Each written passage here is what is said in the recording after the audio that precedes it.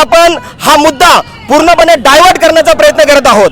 इथे पाकिस्तानमधील दहशतवादी बॉर्डर क्रॉस करून भारतामध्ये आले आणि त्यांनी अंधाधुंद फायरिंग करून त्यांचा धर्म विचारून आमच्या निष्पाप भारतीयांना मारलेला आहे। याची जबाबदारी कोणाची? आम्ही भारत सरकारला प्रश्न करत आहोत की आज देश सुरक्षित हातामध्ये असताना आमचे 28 भारतीय नागरिक मारले गेलेच कसे?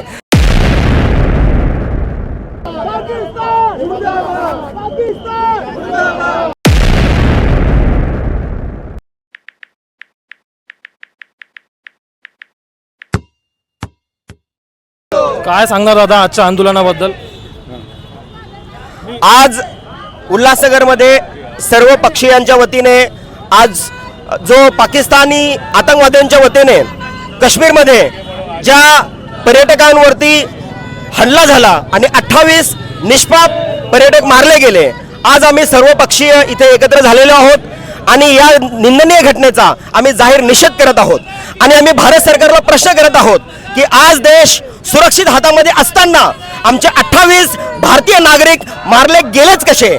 आज आपण हा मुद्दा पूर्णपणे डायव्हर्ट करण्याचा प्रयत्न करत आहोत। इथे पाकिस्तानमधील दहशतवादी बॉर्डर क्रॉस करून भारतामध्ये आले आणि त्यांनी अंधाधुंद फायरिंग करून त्यांचा धर्म विचारून आमच्या निष्पाप भारतीयांना मारलेला आहे। याची जबाबदारी कोणाची? काही दिवसांपूर्वी सशक्त गृहमंत्री माननीय अमित शहा यांनी पटलावर सांगितलं होतं की काश्मीरमध्ये सर्व चांगलं सुरू आहे, सर्व व्यवस्थित सुरू आहे।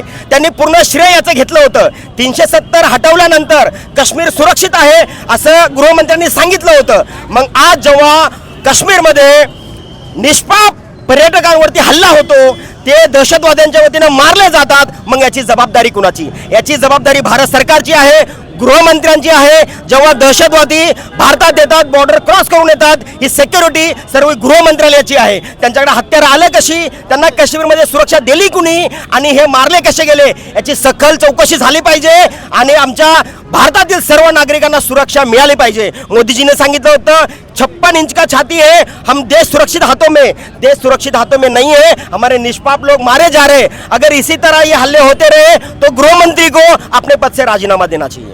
तुम्हाला कुठं असं वाटतं की याच्यामध्ये होम मिनिस्टर पण कुठेतरी कारणीभूत आहे असं वाटतं का तुम्हाला? कुठेतरी त्यांचा पण हातभार आहे? निश्चितच गृहमंत्र्याला जबाबदार आहेत, कारण जर ही तुमची जबाबदारी आहे, हा तोच भारत देश आहे जेव्हा देशामध्ये एक घटना घडल्यानंतर तत्कालीन गृहमंत्री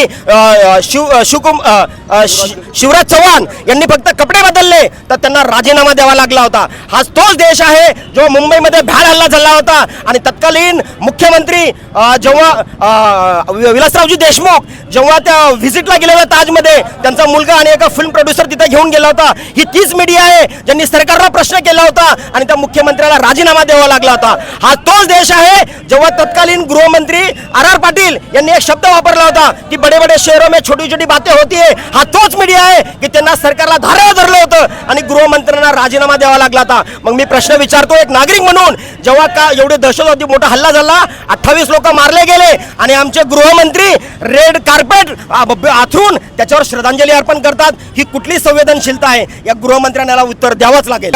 हे पॉलिसी इश्यू आहे। जेव्हा आपल्या देशाची सुरक्षा करायची आहे तर सैन्य भरती व्हायलाच हवी, परंतु आपण बघितलं मध्यंतरी त्यांनी ज्या प्रकारचे पॉलिसी आणली होती, 4 वर्षाच्या कॉन्ट्रॅक्टवर तुम्ही सैन्य भरती करणार, तर मला सांगा जर अशा प्रकारच्या पॉलिसी भारत सरकार मोदी सरकार आणणार तर देशाची देशावर सुरक्षा हल्ले होणारच। याला भारत सरकार, गृहमंत्री आणि प्रधानमंत्री सर्व जबाबदार आहे। देश अतिशय असुरक्षित हातामध्ये हे वारंवार सिद्ध होतंय। पुलवामा हत्याकांड होऊन जवान रस्त्यावर मारले गेले होते, इंटेलिजन्सले सांगितलं होतं तरी पण या सरकारने त्या जवानांना रोडनी जाऊ दिलं होतं आणि त्याच्यानंतर आतमध्ये हे जे शस्त्र ते आली कशी काय?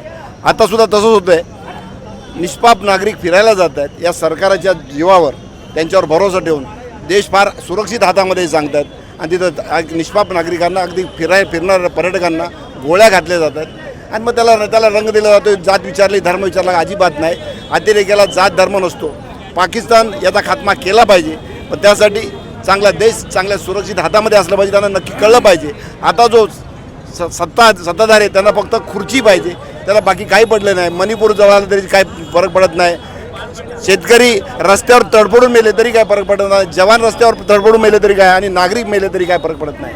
मी या घटनेचा तीव्र शब्दात निषेध करतो आणि लोकांनी आता स्वतःची सुरक्षा करण्याची वेळ आलेली आहे. या सरकारवर अजिबात भरोसा नाही. अमित शहानी तात्काळ गृहमंत्र्यांनी ही संपूर्ण जबाबदारी घेऊन राजीनामा दिला पाहिजे. काल काश्मीर पोलिसांनी आणि भारतीय जवानांनी हे सांगितलं की 110च्या वर तिकडे सध्या आतंकवादी आहेत काश्मीरमध्ये.